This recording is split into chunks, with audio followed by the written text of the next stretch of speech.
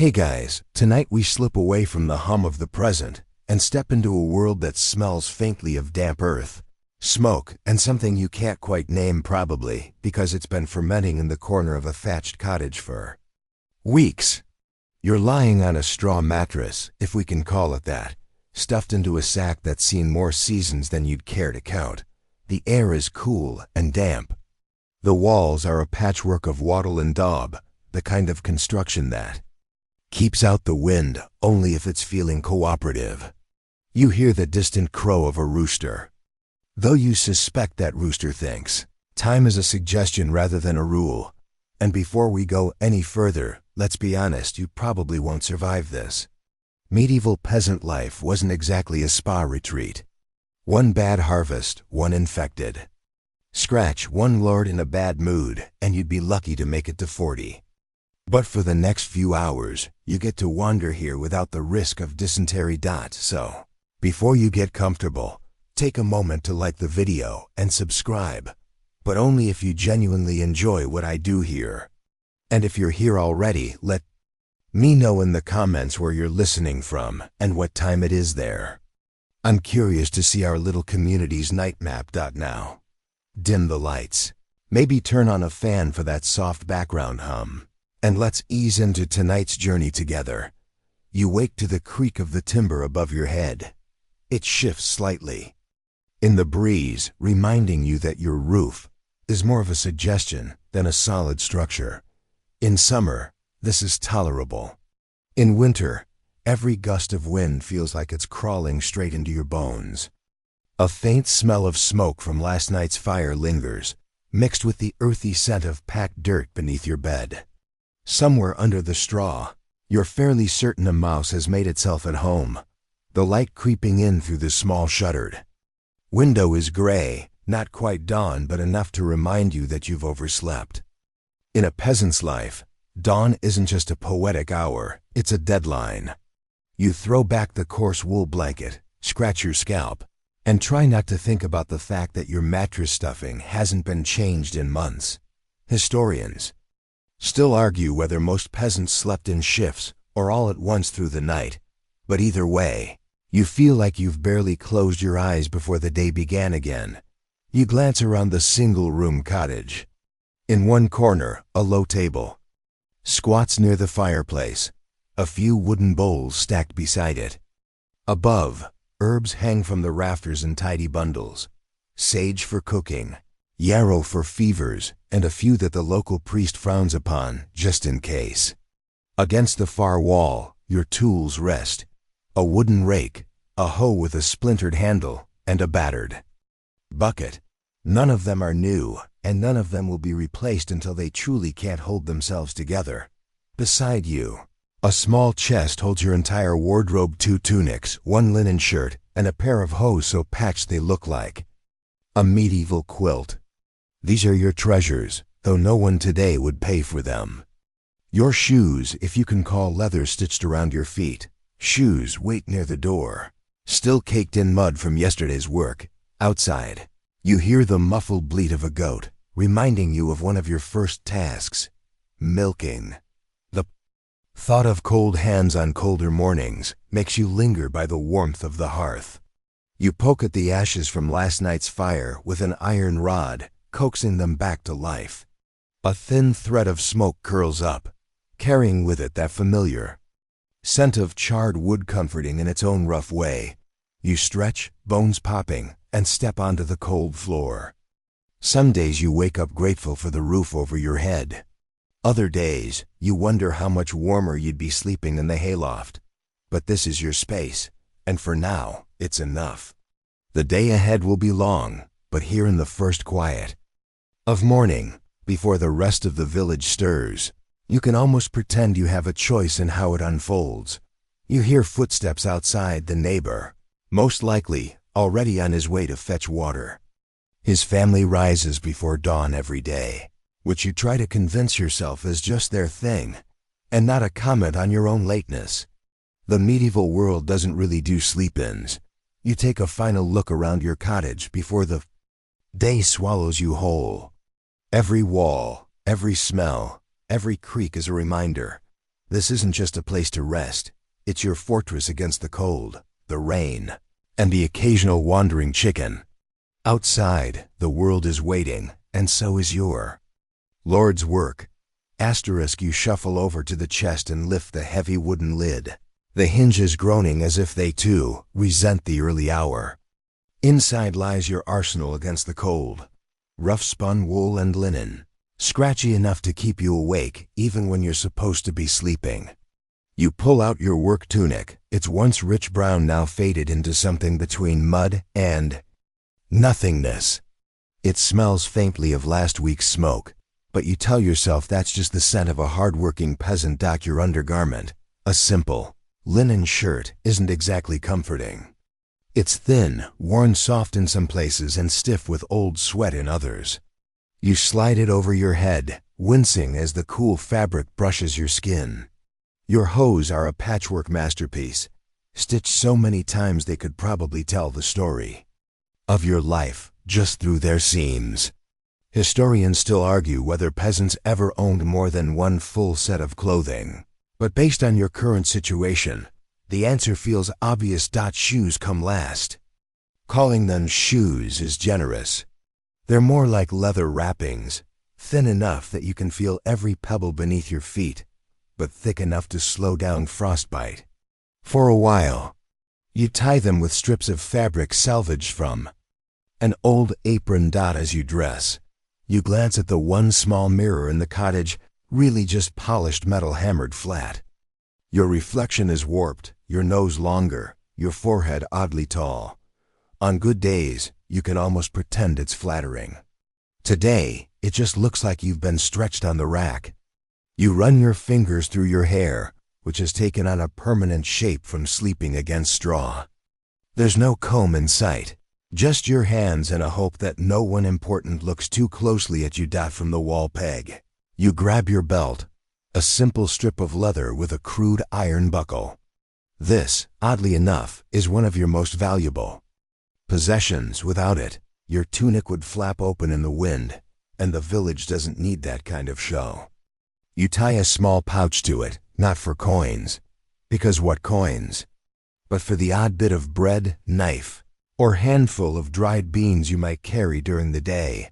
Somewhere beyond your shuttered window, a dog barks, setting off a chain reaction of other barking dogs and restless chickens. You sigh. This is the medieval equivalent of a car alarm. Clothing, for a peasant, isn't just about covering yourself. It's about surviving.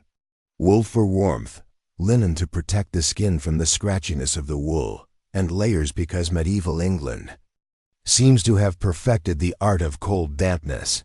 There's no real fashion here, at least not in the way you might imagine it. Even dyes are rare. If you're wearing color, it's likely a faded version of something that used to be bold a decade ago. Bright blue or deep red? Forget it.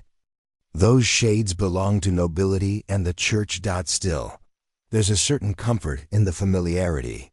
The frayed edges, the patches, these are signs of resilience. Every stitch tells you that you've lived another season, made it through another winter, kept going when others didn't. You think briefly of the rumors you've heard from the market town about new fabrics coming in from far-off places. Silk, they called it, so smooth it feels like water between your fingers. You'll probably never touch it, but imagining it is almost as good as the real thing. Almost. By the time you've fully dressed, the room feels smaller, the day pressing in on you. You swing the wooden shutter open, letting in a breath of crisp morning air. The sky is pale, the kind of gray that promises rain whether it comes or not. You step outside, your shoes sinking slightly into the damp earth, and adjust your belt one last time. The village is beginning to stir, thin columns of smoke rising from other cottages, the faint sound of clanging from the blacksmith's forge down the lane. Somewhere, a child's laughter cuts through the morning quiet, followed by a sharp shush from their mother. Even in this life of routine and labor, there's an undercurrent of life, of small moments that carry people through. You glance down at your patched hose and scuffed shoes and take a deep breath. This is who you are, a peasant in medieval England, dressed for work, dressed for survival. And the day is only just beginning. You shoulder the door open with a squeak that always feels louder than it is, like the cottage is clearing its throat at the dawn. The air outside is wet enough to drink. Your breath puffs in small clouds that drift toward the hedge and vanish, as if even mist has chores elsewhere. First things first, the animals. Their voices meet you in a staggered, sleepy choir goat complaining in alto, chickens chattering soprano, a pig adding bass only when grain is involved. The medieval morning doesn't wait for philosophy. It wants buckets, feed, and the steady rhythm of hands that know what to do before the mind wakes up. You cross the yard where last night's ashes lie under a shale slab, the spot you always check for the banked ember. If the ember survived, the day begins kindly. If not, you'll be borrowing flame from the neighbor, and she will remind you again that you should tuck the coals tighter. You lift the slab. A faint, promising glow hides under the gray. You smile like you found a lost coin.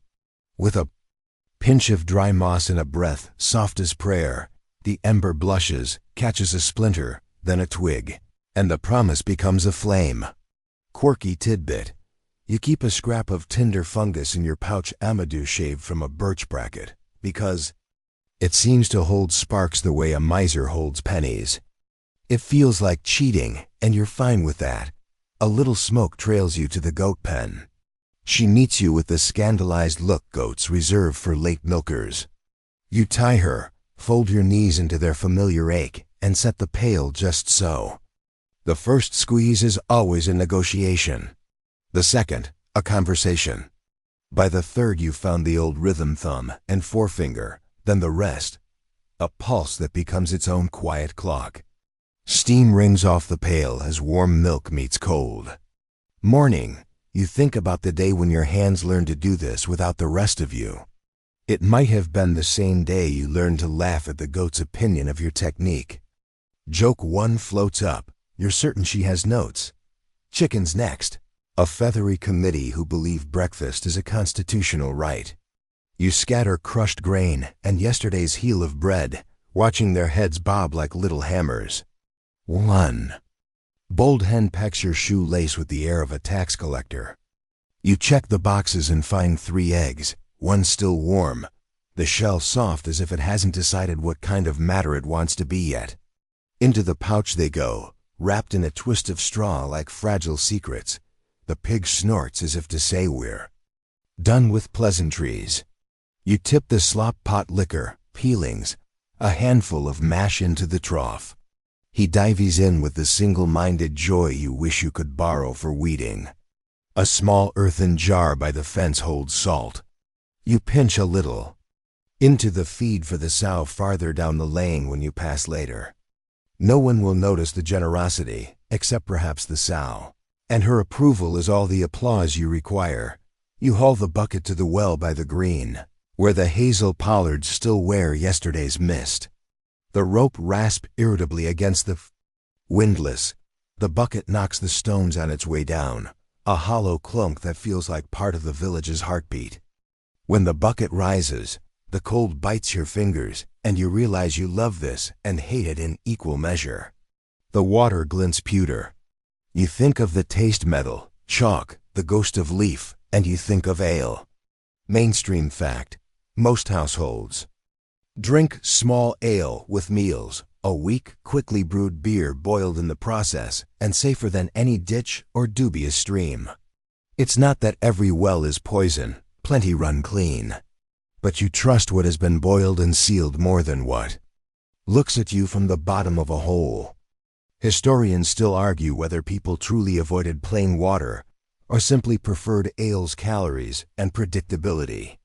You keep both answers in your head and a jug on your shelf. Back at the cottage, the hearth coaxes a lead pot into a simmer. You toss in yesterday's pottage, a democratic stew of barley, leeks and whatever charitable vegetables the garden offered, then yesterday's ends of cabbage and today's goat milk. The scent thickens into something that minds its own business. And yours too. A thin slice of hard cheese softens on a crust of bread, warming at the fire's edge. The bread is yesterday's bake from the neighbor's oven. Your turn at the communal bakehouse is in 2 days, when you'll shoulder loaves to the big dome of clay that breathes heat like a sleeping animal. You chew slowly, because speed has never increased the number of crumbs. A knock at the door. The neighbor boy with a coal on a shard of tile just in case, because someone always assumes you lost your ember.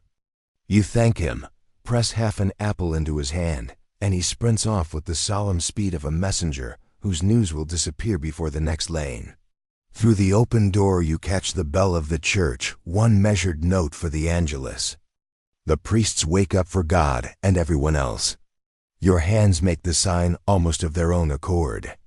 You mouth the familiar words while your eyes count the woodpile.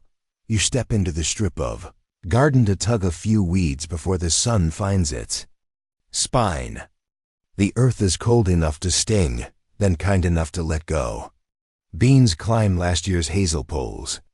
Kale stands like small, stubborn soldiers. A row of leeks pretends not to be onions, because the priest insists leeks are respectable. You scatter crushed eggshell under the cabbages to discourage slugs. Whether it works or simply pleases you is a debate you have with yourself when no one is listening. By the hedge, you check the scepter bees. A fingertip to the straw tells you they're as you left them. Quiet, dense, alive. When they're in a generous mood, honey is both gift and medicine. When they're not, they defend their sweetness with ambitions larger than their size. You smile anyway. These feel like a miracle you're allowed to keep. On the way back from the well with a second bucket, you pass the smith's door as he lifts the shutter. He grunts a greeting the way men who make sparks for a living do economically. With competence. A pair of iron nails glint in a tray like rare coins, a reminder that even small metal is dear and has to be saved for the precise day a hinge proves it has opinions. Across the green, the wreathed Lord's steward walks with a tally stick and a face like a ledger. He counts heads the way you count eggs and turns toward the fields with the gravity of weather. Before you shoulder your hoe, you visit the buyer of the widow 3 doors down. Her cow eyes you, then decides you're harmless, which is generous. You fork a little hay into the rack. The widow thanks you without words. She points to a bundle by the door rushes she cut in dried payment in the flicker of cleaner evening light. You nod because barter is just formalized kindness with an audit trail. Inside once more, you wrap a heel of bread in cloth, tuck an onion at your belt, and pour a stoppered bottle of small ale into your wooden flask. You wedge the door with the stone you call the footman and grin at your own private joke. Someone in this household should have a title. Joke 2. The footman never complains, never eats your bread, and never forgets his post. Before you leave, you rake a few coals aside and set a tiny pot to catch warmth for when you return. A pinch of salt, 2 sprigs of thyme, and the smallest drop of yesterday's fat begin their slow alchemy. The cottage smells hopeful. You also push a sprig of rowan into the crack by the lintel because your aunt swore it confuses whatever wanders. By at night, you've never seen proof, which is how most protections do their best work. The lane greets you with boots and breath and the creak of barrows. A girl balances a yoke and 2 brimming pails, walking the measured dance of someone who has learned not to argue with water. A boy chases an escaping goose like glory depends on it. The blackbird on the hedgetop coins the morning into small, spendable notes. You lift your hoe. The wood fits your palm like a handle you were born with. The green slopes toward the Lord's domain fields where the steward's tally stick will turn into hours. You glance back once at the cottage, its smoke, its rowan sprig, its stubborn roof, and you feel the peculiar pride of someone whose kingdom is 6 strides wide and entirely real. Joke 3 arrives as you join the slow procession to work. If anyone asks your schedule, you'll tell them sunrise to weather, with a lunch break at the mercy of goats. The others won't laugh. They'll nod, which is better. with the first tasks done, fire coaxed, beasts fed, water drawn, pottage humming, you step into the whiter morning. The dew-soaked grass darkens your shoes. The cold settles at your wrist bones where your sleeves leave a stubborn gap, and the field ahead offers its endless conversation. You answer by walking. The field smells like a recipe only the earth knows, grass breathing in the early sun, damp soil holding last night's chill, a faint tang of manure that promises work. The domain, the Lord's personal land, rolls ahead in stripes of turned soil and stubbled stalk. Every ridge and furrow tells you who's been working here longest. You know exactly which ones belong to old Roger, by the way the lines curve like his spine. You join the others without ceremony. No one greets in words. Greetings waste breath you'll need. You find your row, set the hoe's edge into the earth, and begin the rhythm. Lift, drop, slice, pull. The soil breaks in chunks, darker and richer beneath the crust. Your shoulders find their old complaint within minutes, a reminder that you're just a guest in your own body when the land is in charge. Mainstream fact: in medieval England, peasants like you spend the bulk of the year working the Lord's land under the manorial system. You tend your own strip fields, yes, but the Lord's acres come first in law and in life. You owe him labor, usually a set number of days each week, and today is one of them. There's no wage, just the knowledge that if you shirk, the reeve will notice, and the fine will take more from your family than the work ever could. A voice drifts down the row, Tom with the crooked cap. He's telling the story about the chicken who wandered into the alehouse again, the one who refused to leave without her own measure of ale. Joke one for the day: she drinks better than you, Tom. Someone calls, and Tom pretends to agree. It's funny because it's true. You've seen Tom spill more than he swallowed. The steward ambles past, tally stick tapping against his palm like he's marking time. He stops near you, squints at your row, then moves on without a word. That's as close as you get to praise out here. The sun rises higher, and you shed your outer tunic, hanging it on a fence post. Sweat prickles under your linen shirt, and you wonder if the goats are smarter for staying in the shade. You pass the time by cataloging the little things, the way crows march behind you, plucking at exposed worms, the sound of the wind changing when it hits the open field, the tiny silver flash of a fish in the Lord's pond when you glance up at just the right second. That pond is off limits. Fishing there without leave can mean a fine heavy enough to break you. Historians still argue whether most peasants strictly obeyed those rules or quietly bent them in hungry months. You know your answer, but it's the sort of truth you keep in your own chest. By mid-morning, the bell from the church tower signals terse one of the canonical hours, and the reeve calls a short break. You lower yourself onto a patch of grass, back grateful for the change.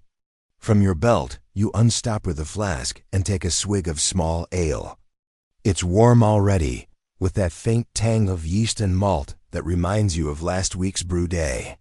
A heel of bread comes next, spread with soft cheese you bartered from the shepherd's wife.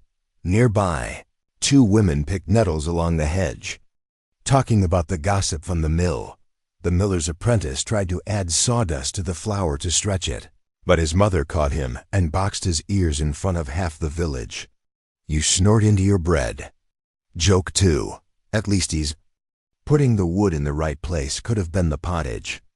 Break over, you return to the row.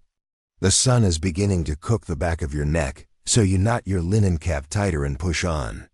Your hands develop a layer of dust that works into the lines of your skin. The hose handle wears smooth against your palms, and you remember the first time you took blisters here, how proud you were of them, thinking they proved something. Now the skin is tough enough to grip nettles if needed, though you'd rather not test it. A shout draws your attention. A boy in the next field over has startled a hare. It bolts in a zigzag toward the wood, white tail flashing like a signal. Half the row stops to watch it vanish. You return to work with the quiet sense that you've just witnessed luck escape. Though whether it's the hare's or yours is unclear. By noon, the steward calls the morning done. The rows are neater, the weeds thinned, the soil loosened for the seeds that will go in later. Your back hums with the ache of hours, and your stomach reminds you there's more bread and onion waiting. You shoulder your hoe, the blade now duller from stones hidden in the dirt, and join the slow drift of laborers heading back toward the green. Passing the hedgerow, you spot a few ripe blackberries glistening in the sun. You pluck them quickly, hiding the handful in your pouch like contraband. Quirky tidbit. You know the old rhyme about blackberries after Michaelmas, supposedly the devil spits on them, making them unfit to eat. But it's summer yet, and these taste like a holiday no one planned. The path home feels shorter than the one out. You see your cottage roof through the trees, smoke curling from the neighbor's chimney, and the sound of children in the lane playing a game with sticks and a leather ball. Your hoe rests easily against your shoulder now, lighter because the day has eaten so much of your strength. Joke 3. You think about starting a tally stick for how many days in a row you've survived without the reeve shouting at you, so far you'd need only one notch. You push open your cottage door, the smell of the morning's pot still lingering. A little stirring will bring it back to life. The goats blink at you through the window as if to ask what took so long. You know the answer. The land always takes what time it wants, asterisk. You ladle a little pottage into a wooden bowl for strength, gulp 2 mouthfuls too fast, and feel the warmth slide down your throat like a small, well-behaved fire. The hoe leans by the door, but the steward's shadow stretches long even when he isn't there, and the barley doesn't weed itself. You wipe your hands on your tunic and step back into the day, which has conveniently decided to become brighter exactly when you're too tired to notice. The path returns you to the open strips, long, narrow tongues of soil stitched together, into the village's open field quilt. Mainstream fact. Under the open field system, your family's holding isn't one tidy farm, but scattered strips spread across several great fields, so risk and luck is shared. It means you greet half the village while walking to your land, and the other half while walking away from it. The arrangement makes sense when weather plays favorites. It makes less sense when your legs argue for efficiency. You set down the hoe and trade it for a forked stick to pull couchgrass roots from between barley stalks. The trick is a steady hand. Tug too hard and you uproot the barley, too softly and the weed chuckles and stays. Sun on your neck, grit under your nails, the small pleasure of a long white root coming up whole little victories you pocket like beads. Beside you, Agnes threads through the rows with a basket, rescuing beak tops the geese missed and tutting at thistles as though they were naughty children. Joke 1. You murmur that if scolding actually worked on weeds, the steward would have the cleanest fields in Christendom. Later, you turn to the fallow, this field's year of rest, where pigs root for grubs and break up the clods better than any spade. You scatter a handful of bean seed along the edges. Beans are forgiving and will thank you for almost anything resembling soil. Historians still argue whether peas and beans were the true backbone of peasant protein or just a useful filler around feast days. Your stomach votes loudly for backbone. The smell here is warm and animal, a churn of earth and contented grunting, and it feels like thrift you can hear.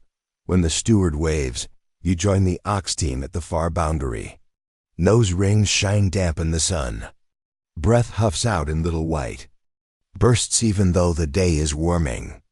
The plow itself is a simple no fancy moldboard here, just a pointed beam that scratches a furrow and lets the soil tumble according to its mood. You guide the oxen with mild insults and a goad that you mostly don't use, because you prefer not to argue with anything that weighs as much as your cottage. The line wobbles despite your best intentions. The earth has its own opinion about straightness. You reach the headland, lift the plow by the handles with a groan you pretend is a song, turn, and set the point again. Furrow by furrow, the field earns its ribs. Quirky tidbit. Tucked in your pouch you carry a holy stone, a hagstone you pick from the stream at. Lammas, because your aunt swore looking through its hole shows you the true line for a furrow. You pretend you check the sun. You actually squint through the stone and adjust a hair. Does it work? Maybe the stone has a sense of humor. Your furrow looks straighter, and that's enough miracle for today. By mid-afternoon, the sky bleaches too. The color of old linen, and the air tastes dusty. That peculiar harvest-flavored dust that coats your teeth the way gossip coats a market. Talk wanders toward the weeks to come, when the barley heads bow heavy and the whole village becomes one long careful hurry. You can feel it as a phantom in your arms, the sickle's small half-moon bite, the scratch of straw on your wrists. The itch you will never fully wash away. Harvest comes, and the world changes tempo. The Lord sends carts, the reeve counts. The bells ring earlier and later. The field becomes a poetry of sickles' short, quick arcs close to the ground. You grasp a handful of stalks in your left hand and slice with your right. Lay the sheaf with its head inward, then gather, twist, and bind with a wisp of straw into a stook that will stand to dry. Someone starts a work song not to be pretty, but to pace the cut. The verses are old enough to have outlived their own jokes, and still they work. You add your voice on the chorus, because breath that can't make muscles move might as well make time. Historians still argue whether sieves were common in arable harvest this early or kept for hay while sickles rained for grain. In your village, one man has a scythe the color of storm water, and the confidence to swing it among barley heads. You keep a respectful distance.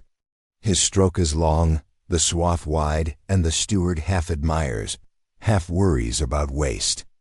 You wouldn't mind the scythe's speed, but you trust the sickle's intimacy. One cut, one handful, nothing careless. The gleaners, widows, children, anyone owed mercy by custom trail the reapers, collecting what the sickles miss. You tuck a few dropped heads into your pouch when the reeve isn't looking.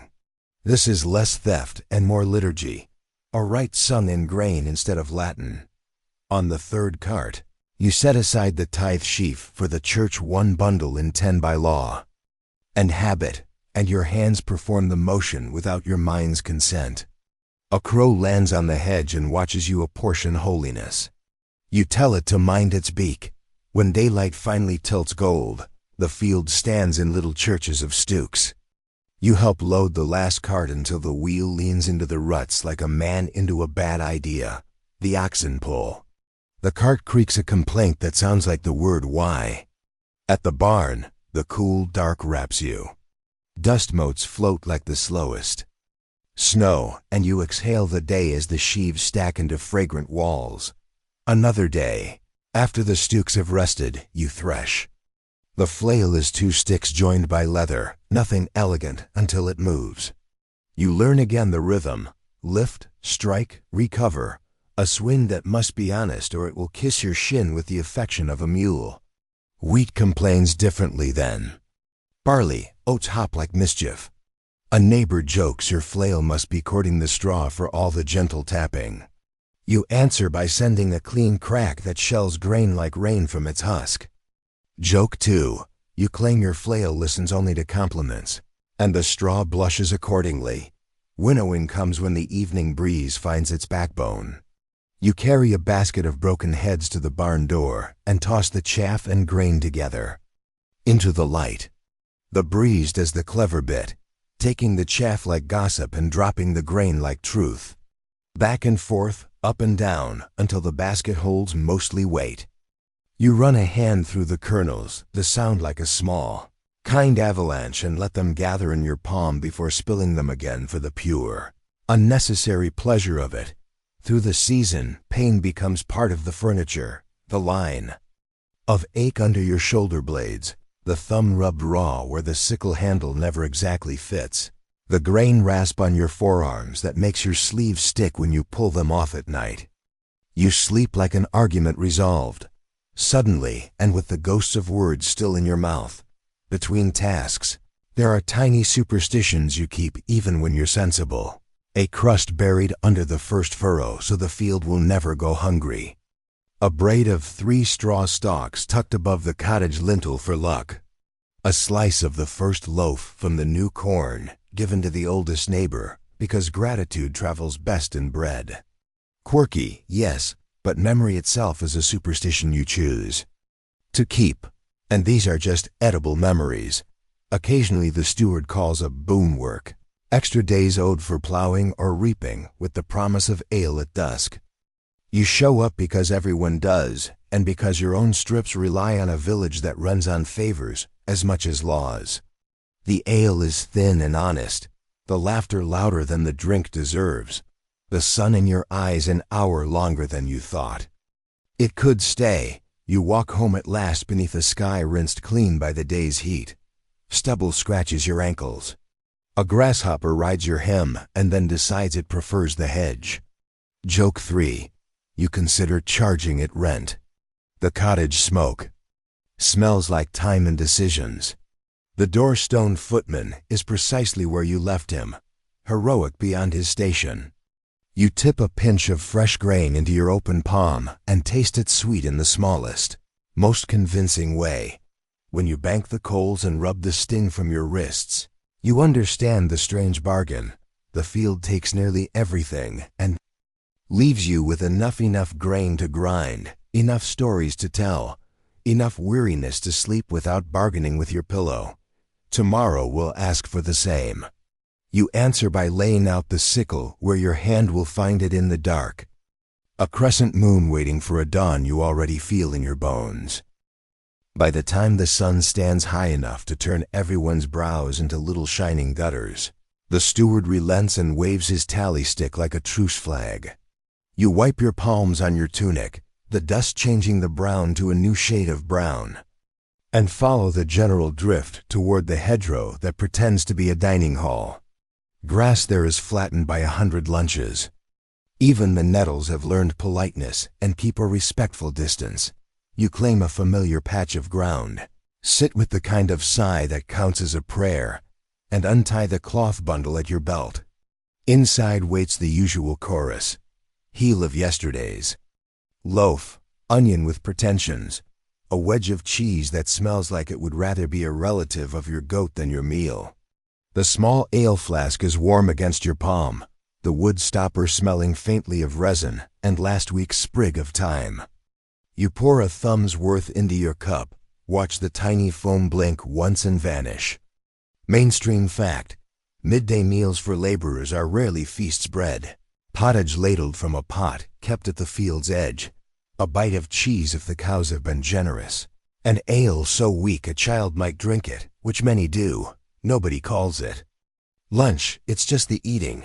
And it happens when the field's clock says so. Today, the Reeves wife has carried out a great black pot and hung it from the traveling trammel on a field tripod. Steam puffs like friendly ghosts, smelling of barley and leeks with a suspicion of bacon. You queue behind Agnes and Tom with the cap, each of you turning your bowl into a small promise.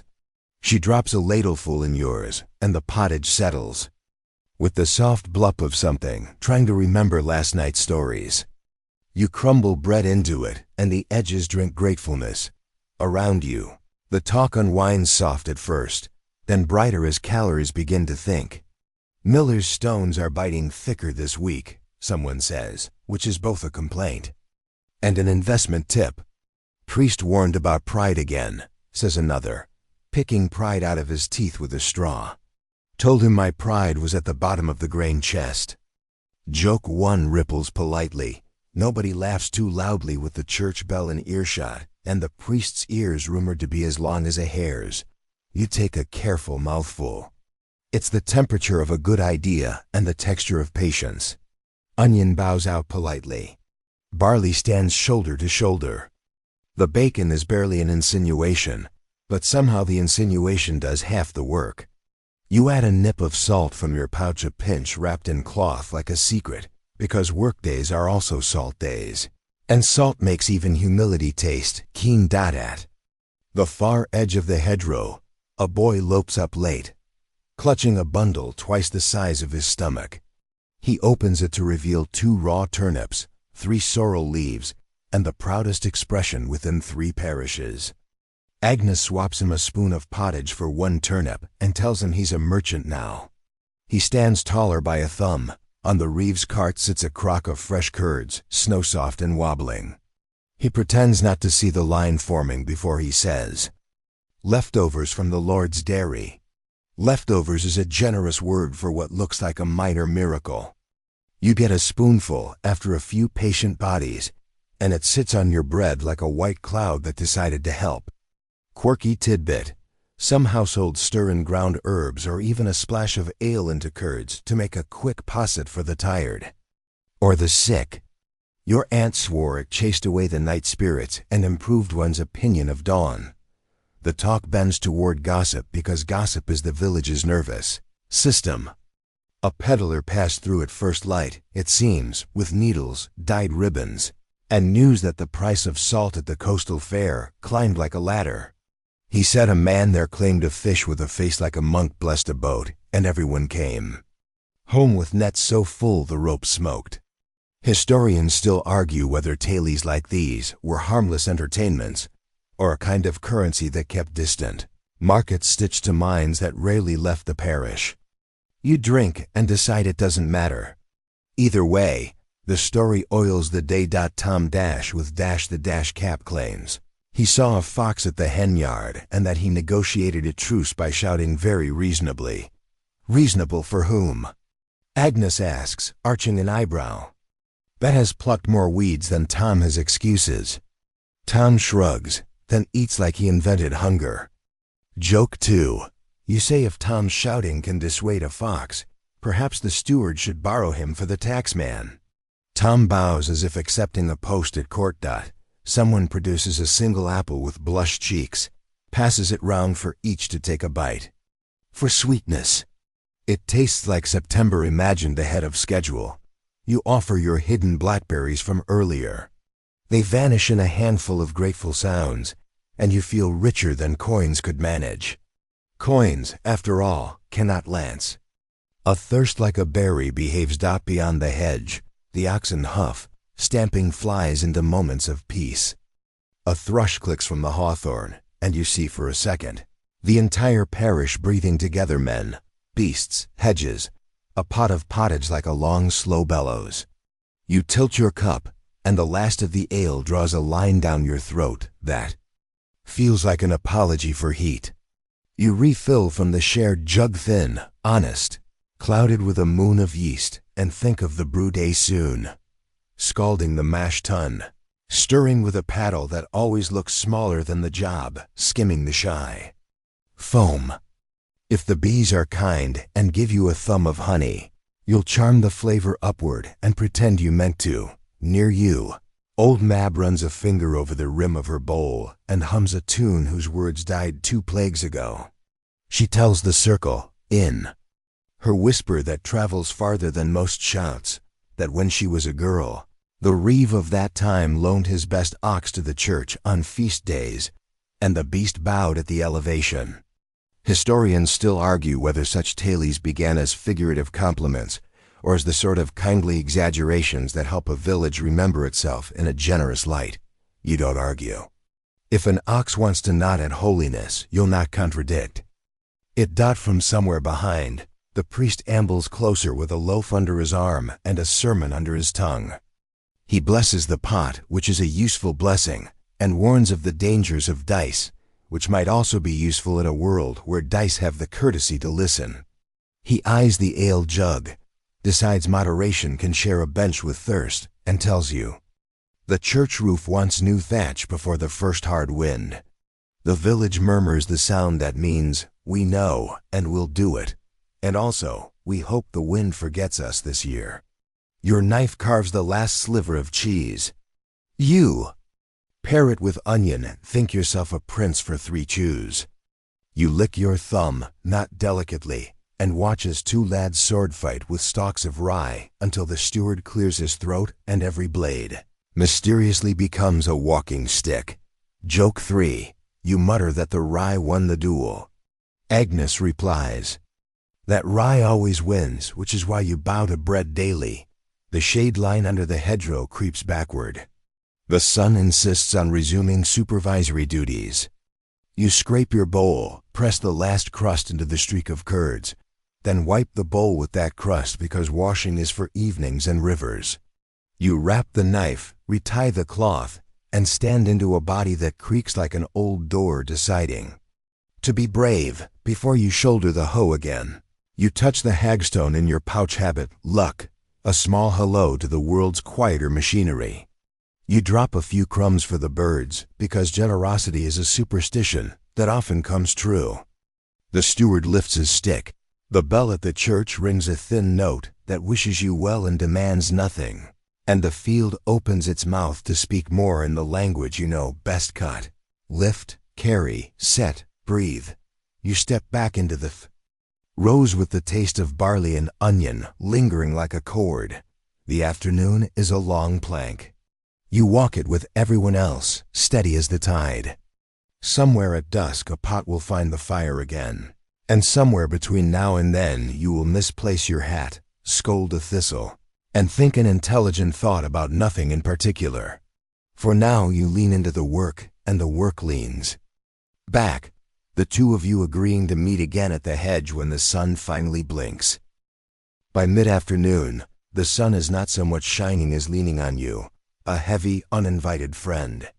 Every step in the field feels like you're wading through warm porridge. Your shirt clings as if it has taken a vow never to leave you, and even the oxen, who are generally stoic about weather, stand with eyes half-lidded, swishing their tails in slow ceremonial arcs. The steward's shadow moves along the rows like a clock hand you don't want to watch. His tally stick clicks against his palm, not threatening, just reminding. You and the others dig, lift, and bundle, the rhythm returning. Foot forward, bend, twist, lift, straighten. Every once in a while, someone hums half of a tune before running out of melody, and the sound drifts away like a moth. Mainstream fact: peasants in medieval England often worked from sunup to sundown, with only short breaks, especially during harvest, because every moment lost to rest could mean less food stored for winter. The work was backbreaking, but the collective effort bound the community together. Nobody wanted to be the reason a granary was half empty in January. Your hoe catches a root and jolts your shoulder. You mutter something unrepeatable in polite company, but here, among friends, it gets a small laugh. Agnes, 2 rows over, says, "That root's been here longer than you. Show some respect." Joke 1 lands, light as a feather, before the day presses down again. It's the heat that makes the air shimmer, but it might also be the sense that time is stretching thin. You find yourself watching small things, the way a grasshopper arcs over a ridge of soil, how the dust hangs briefly in the air before settling back into its old place. Quirky tidbit: some villagers swore by planting certain crops under the right phase of the moon, claiming it made the plants grow straighter or bear more. Historians still argue whether this was simple observation dressed in superstition, or a true, if accidental, understanding of seasonal cycles. Either way, you glance at the pale smudge of moon in the afternoon sky and wonder if it's judging your turnip rows. At the far end of the field, children dart between stooks of grain, supposedly scaring birds but really chasing each other. One trips and rolls, laughing until a parent yells half-heartedly. The laughter folds into the air like yeast into dough, slow, invisible, but making something rise. Your own hands are rising in blisters. You pause to rub the heel of your palm against your tunic. The fabric scratches, but in that friendly way that says you'll survive it. Blisters are just promises the skin makes to get tougher. The steward gives a rare nod, whether at your pace or his own thoughts, you can't say. He moves on, and you keep the rhythm steady. If you stop too long, your body will start thinking about lying down, and that's a dangerous conversation in the heat. Joke 2: you tell Tom with the cap that lying down would only confuse the harvest. Someone might stack you with the sheaves, A cloud wanders over, and for a brief minute, the world is less gold and more silver. You close your eyes for half a heartbeat and drink in the shade. The oxen sigh in chorus. When the cloud leaves, the sun feels sharper, as if punishing you for noticing its absence. You think about water. The well in the village is not far, but far enough that you feel every step of the thought. The bucket will be heavy, but heavy water is still better than dry air. You take a long swallow from your flask, the ale now warmer than comfort allows. It tastes of grain and the faint tang of the wooden stopper. Somewhere, a bell rings, not the church bell, but the small iron clapper on the mill cart. It means the miller is making rounds to collect grain for grinding. You picture the wheel turning, the stones singing their low grinding song, flour dust in the air catching light like angel breath. Historians still argue whether the sense of time in a peasant's day was governed more by the church's bells or the land's needs.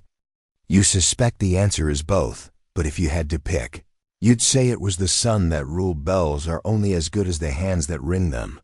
Your back protests when you straighten, so you lean on your hoe and watch a raven land on the fence post. It eyes you like it knows something. Perhaps it does. Ravens have a way of looking as if they've read the Lord's ledger and found you under debts owed.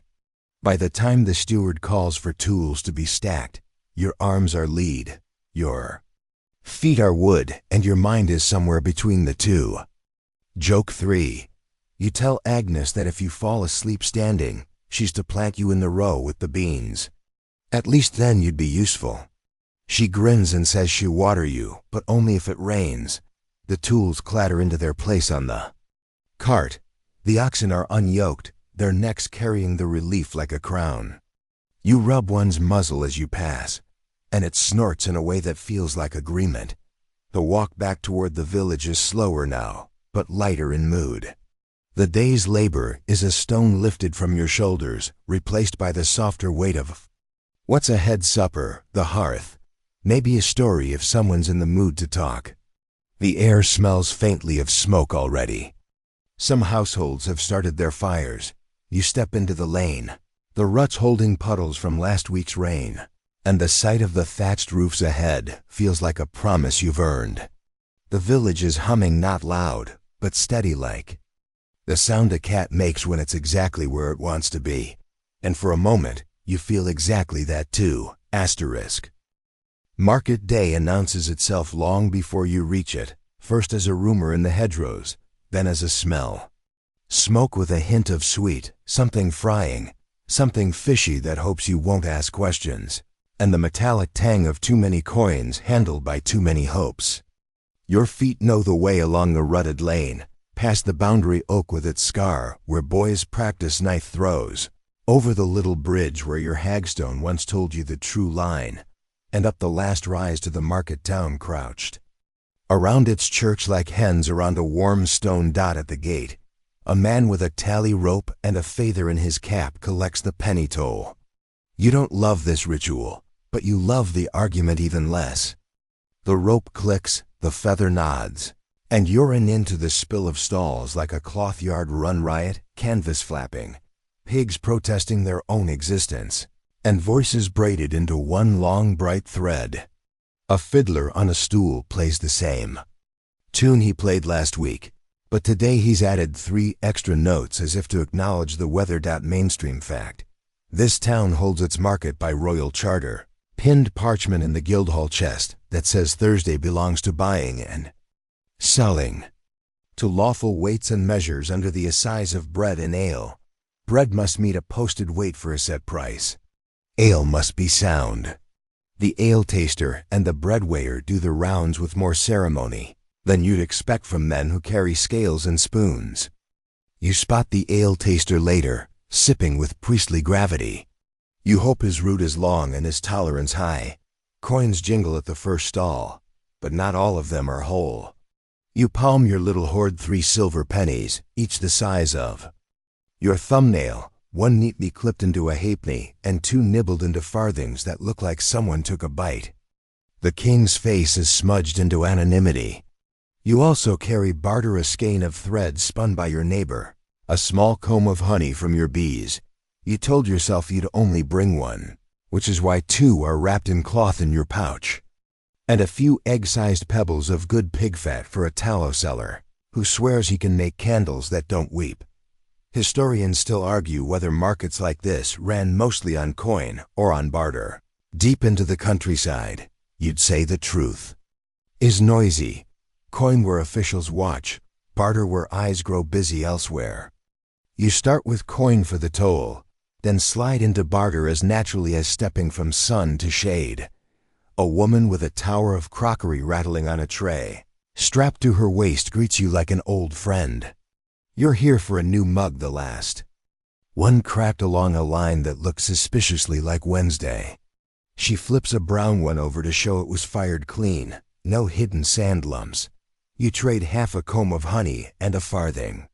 She adds a pinch of salt to sweeten the bargain, which is the kind of joke salt always appreciates. 2 stalls down, the ironmonger's booth glints like rain remembered. Nails lie displayed in tidy rows as if they were obedient.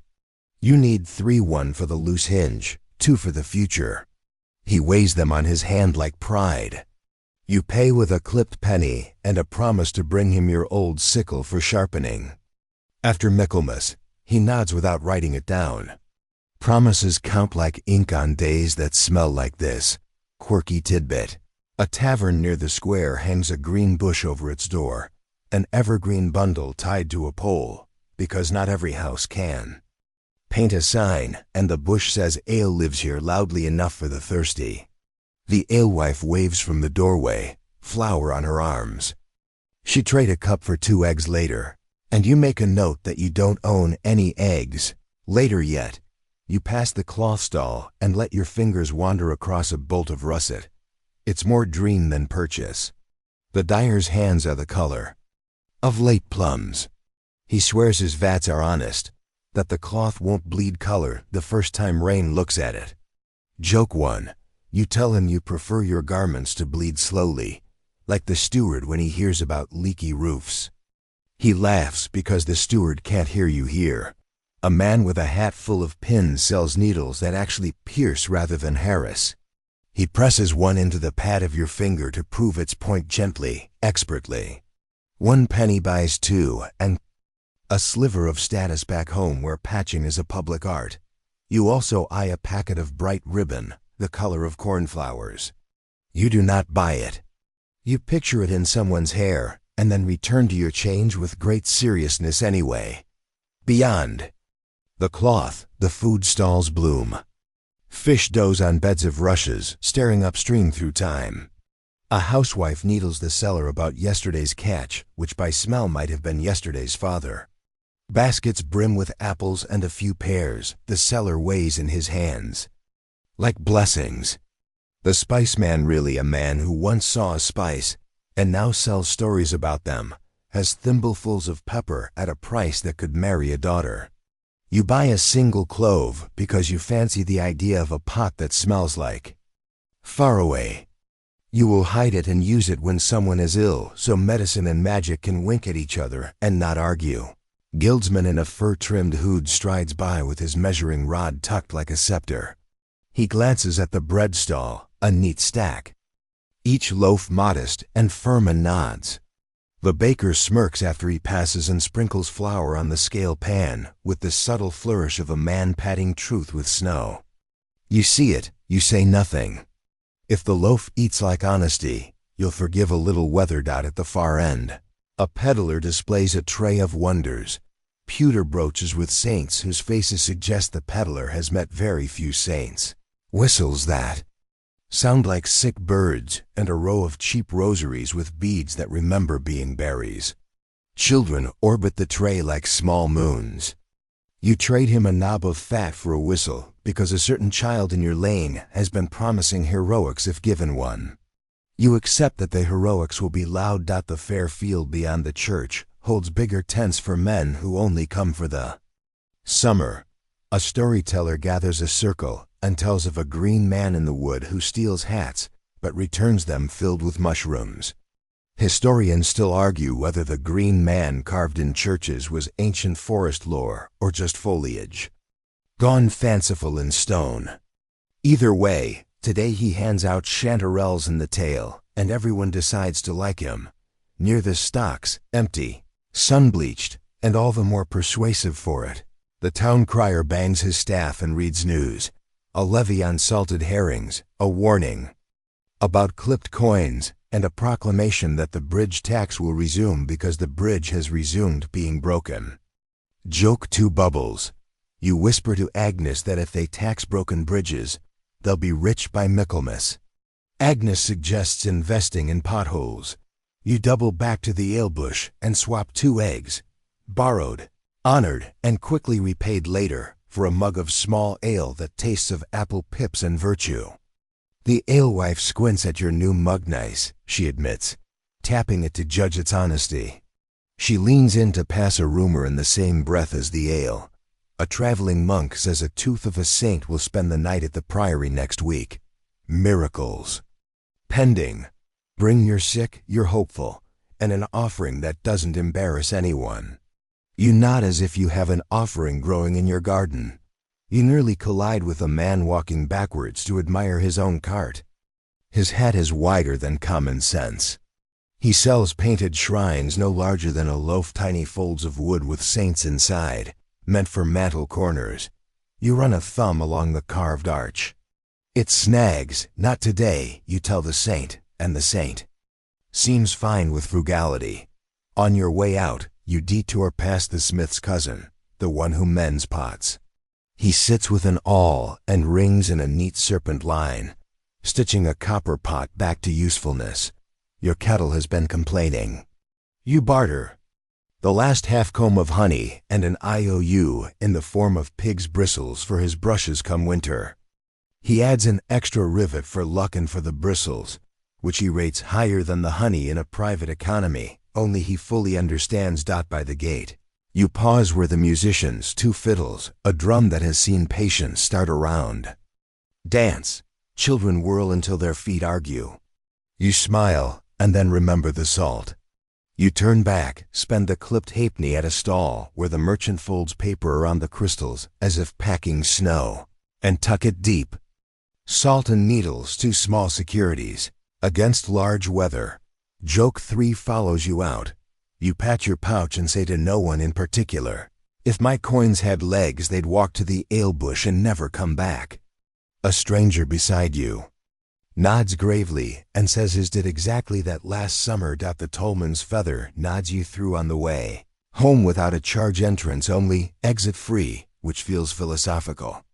The road out is all small satisfactions, the new mug wrapped in a square of sacking, the nails ticking like discreet rain, the salt soft against your hip. The town's noise thins into birdsong. The smell of frying becomes the memory of frying, and the hedge resumes its place as your preferred wall. Back in sight of the parish, you count what you've bought and what you've kept, the clove, the needles, the whistle destined for trouble, and you count a few things that can only be counted by feel. A little skill in choosing loaves by ear, the rumor of a saint, the slight lift in the spine that market clamor gives even tired people. Your cottage chimney appears like a finger pointing you home. You touch the hagstone in your pouch for no reason that requires words, and the evening answers with a breeze that smells faintly of apples and smoke. The harvest season is never a single moment. It's a slow tightening of the knot between hunger and hope. You rise before the sky has entirely decided what color it wants to be, your breath a little fog in the dawn. The fields stretch out, heavy-headed with grain that has turned from green to gold, each stalk leaning as if listening for the sound of the sickle. You join the others, walking in a loose line toward the strips your household tends. Your calloused hand fits easily around the wooden handle, the curved blade catching the first light. The air smells of dew on straw, a smell you'll carry in your clothes until the next wash day, and perhaps even beyond that. Somewhere, a rooster shouts in indignation that you've beaten him to the morning. Mainstream fact: in medieval England, harvest was a communal obligation, When the Lord called for reaping, everyone able-bodied was expected to turn out. This wasn't a polite invitation. Even cotters and widows came to glean after the main cutting, collecting stray heads of grain under rites that stretched back further than anyone could remember. Bread, after all, is patient, but only if you feed it with work first. You take your place at the edge of the strip. The rhythm is simple but unyielding. Step, bend, slice, gather. Step, bend, slice, gather. The straw scratches your wrists. The stubble scratches your ankles. The sun climbs with malicious cheer. Joke 1. You mutter that the sun's clearly been drinking the Lord's wine again. Loud enough for the man next to you to snort without losing a finger. The women follow, binding the cut stalks into sheaves, the straw tied neatly so it will stand in shocks to dry. Children dart between the rows, pretending to be useful but mostly chasing grasshoppers. The reeve walks along the edge, counting sheaves with the seriousness of a bishop counting sins. You wonder if he'd notice if one shock developed a sudden limp and followed you home. Quirky tidbit. Some households hang the final sheaf in the rafters until the next sowing, believing it holds the spirit of the crop, a small insurance policy against famine. In your parish, the last sheaf is braided into a figure and dressed in ribbons before being threshed, a little festival in straw. Historians still argue whether these customs are pagan ghosts or just practical superstition wearing. A party hat. The work breaks only when the water boy comes round. Leather bottle sloshing with ale small enough not to topple you. You wipe your mouth with the back of your hand and take a long pull. The sour tang is welcome as shade. Beside you, Agnes breaks a hunk of rye bread and presses it into your palm without asking if you're hungry. Bread during harvest tastes different, earned, immediate, warm from a pocket. As the day stretches, the wagon fills, its wheels groaning under the load. The oxen snort and flick their tails at flies too stubborn to understand the season's importance. A wind picks up, sending a ripple through the uncut field, and you imagine the grain as an audience rising for applause. Joke 2. You tell young Thomas, who's flagging under the sun, that if he swings his sickle fast enough, he might cut a breeze for himself. He tries it, nearly loses his hat, and calls you a liar with a grin. By mid-afternoon, the line of reapers has moved steadily forward, leaving behind short stubble and neat shocks like soldiers standing at attention. Your back hums with the ache. That will sing louder tomorrow. In the distance, the church bell marks the hour. Though you've long since stopped caring what the numbers are, there's only work still to do, and work finished for today. You pause to look over the field, measuring in your mind how many loaves it might mean, how much porridge, how many winter meals spared from thinness. You think of the Lord's tithe, the priest's portion, the seed to keep back, and the crumbs. That will fall to you when the counting is done. Bread in your mouth is a short story. Grain in the field is an epic that must survive many authors. The sun dips a little, the shadows stretch, and the reeve finally calls the halt. Tools are leaned against shocks, backs are stretched with satisfying cracks, and someone begins the song that always ends the day.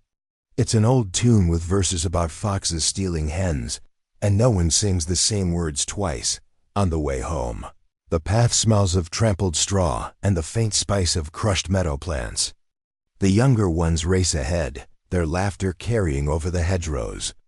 You walk slower, the sickle swinging at your side, the weight of the day's work in your arms and your bones. As you pass the last field, you notice a single stalk of barley, left standing, its head bowed like a tiny monk. You don't cut it. Some things you leave for luck, or for the birds, or simply because not everything needs your hand on it. Joke 3 comes when you meet the shepherd at the lane's bend. Eyes your bundle and asks if the grain is for bread or for bribery. You tell him that depends on whether the reeve likes his hat tomorrow.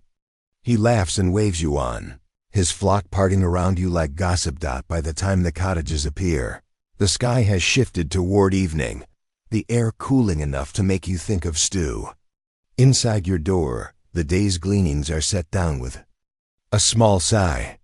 Outside, the fields rest, their gold dulled by shadow but still whispering in the breeze. The season is far from over, but tonight you have your share of it safe under your roof. Asterisk. The wheel of days turns, and the fields loosen their grip, just enough to let the village remember it's alive for more than work. A banner stitched from 3 old tunics goes up by the green faded blues and browns, pretending to be rich colors. If you stand far enough away, someone tucks flowers into the thatch over the alehouse door. The green bush is fresher today, tied with a scrap of ribbon that has ambitions beyond its dye. The church bell rings not for toil, not exactly, but like a hand clapping lightly to gather everyone closer. Mainstream fact. The medieval calendar is thick with holy days, feasts of saints, major church seasons, and village fairs granted by charter, so many that a peasant's year is often counted by them as much as by sowing and reaping. There are fasts and feasts, days when the plow rests by law and custom, and days when even the reeve's tally stick takes a quiet nap behind his back. You wash at the bucket till the water looks more like you than the ditch does. Tug a cleaner. Tunic over your head, and check the hagstone in your pouch because habit is as good as armor. The lane is already chiming with voices, and you fall into the slow current toward the green. A piper stands on a barrel and coaxes a tune that knows its way around ankles. Cakes are stacked on a board like little moons, each with a dried carrot, pretending to be a star. A girl with wild braids is hawking posies whose stems are wrapped with thread the color of almost blue. You buy one because almost is a color you can afford. The priest arrives with his stole on, face already shiny with good intentions. He blesses the coppiced poles that will become the day's May-like staff. This isn't May. Not exactly, but the village has decided that red and gold ribbons should not be trapped in 1 month. He blesses the bread, the ale, the fiddles, the children, and finally the baker's dog, who accepts the sacramental pat with the dignity of a novice monk. Then he warns gently but publicly about overindulgence. Joke 1. Tom with the cap whispers that he only recognizes sacraments he can drink. You step on his toe with kindness.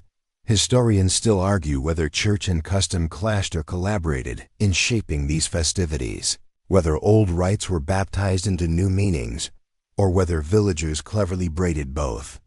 You don't carry the argument, you carry your cup. The tune quickens. 2 fiddles begin to argue amiably about tempo, and then the argument becomes a dance. You join the circle because someone pushes you in. Hands find hands. The steps are the ones your feet remember even when your head doesn't. Side, back, turn. And a hop you pretend not to enjoy as much as you do. Laughter shakes free like thistle fluff. The wheel of bodies turns, and for a moment all the hard edges in the parish blur.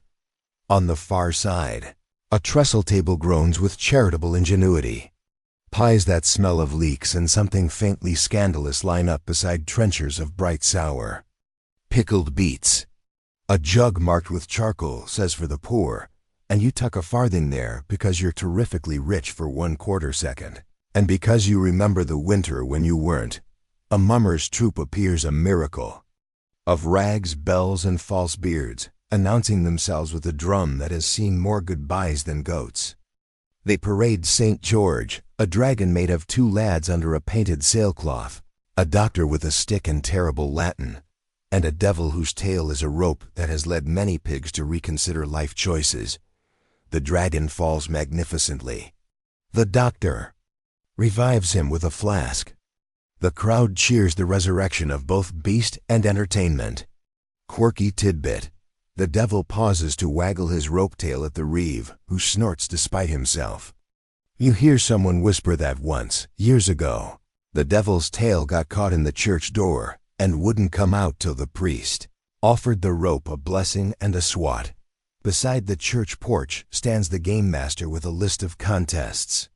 quarterstaff bouts with padded tips, sack races that mostly test a person's friendship with the ground, and the greasy pole with a cheese tied at the top that will make one climber a hero and smell like it for a week. The first to try the pole is young Thomas, fierce as a rooster. He makes it halfway, slides back down making a sound like a reluctant violin, bows theatrically, and cedes the honor to a girl who looks as if she has been silently strengthening her grip all year. She inches up, left foot, smear. Of grease, left foot, right foot, until she taps the cheese, and the village bursts into applause like colonels becoming something better. She is fed at every table for the rest of the day. The alewife presides over her casks with a wooden ladle. That might be a scepter. She has brewed a stronger batch for the feast, dark as churchwood and cheerful in the throat. You keep to small cups because you remember last year's attempt at discussing theology with a fence post. The fence post 1 dot as the sun slides toward. A kinder angle, the storyteller takes his seat, old Mab's cousin, voice like oiled leather, eyes that have counted every winter since the river froze before you were born. He tells of a white hare that runs the hedges and steals the breath of cattle unless you hang a rowan cross above the stall. He tells of will-o'-wisps who light the bog to lure the uncareful, and of a saint who swaggered into a bell-ringer's dream and fixed the tower clock with a wink. Historians still argue whether these tales served as caution for children, medicine for memory, or just the village's way of fitting the woods into a mouthful. You only know that when he says the hare's ears can catch lies as they leave your tongue. Everyone touches their lips and glances at the moon. Later, at hot tide or something like it pressed into today's schedule, the women capture the men with ribbons and demand small coins for release. Tom with the cap offers a speech in which he confesses to every misdeed he never had the courage to attempt. He is fined twice for eloquence. Agnes is lenient to you, perhaps remembering the blackberries, and your ransom is paid in a promise to mend a fence post that has been leaning like a tired thought dot at the margin of the green. A quiet line forms before the priest with a reliquary borrowed from the priory, a sliver of bone in a little glass window set into silver. People touch it with fingers and foreheads, whispering petitions that sound like steam leaving a kettle. You place your hand there and think, not daring to say, about a cough in your neighbor's chest and the thinness of your friend's baby's cry. The saint in the silver says nothing, but your own breath returns with less not. Maybe that is miracle enough. Joke 2 approaches with the peddler who has decided to sell relics of Saint Cucufate, patron of lost tempers. He holds up what is clearly a chicken toe and swears it prevents arguments. Someone buys it for a mother-in-law, which seems both brave and optimistic. A troop of boys sets up 9 pins with knotted cords for pins. The ball is a stone that has made its peace with rolling. You knock down precisely the wrong pins in the wrong order and are loudly proclaimed winner of the consolation onion. You wear it like a medal till Agnes takes it and makes it useful dot as dusk leans in. Torches are stabbed into the ground around the green, and the shadows learn new tricks. The last dance is slower, a chain of hands that winds and unwinds, threading between couples, and then around the staff until everyone is laughing at impossible knots they willingly walked into.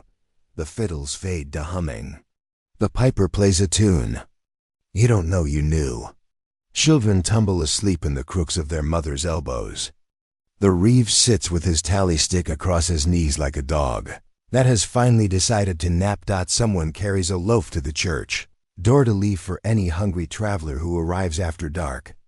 Someone else tucks a heel into the hedgerow for the green ones, because courtesy costs nothing and scares nobody. You walk the edge of the green, picking up a ribbon here, a spoon there, a hat that could start a lawsuit. Joke 3, you try it on. The hat declares a new reeve, and then immediately abdicates.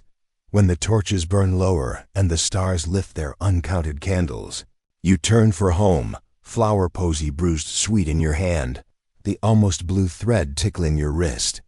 The night Smells of trampled grass and spilled joy. Your feet remember the dance in the way they find the ruts without looking.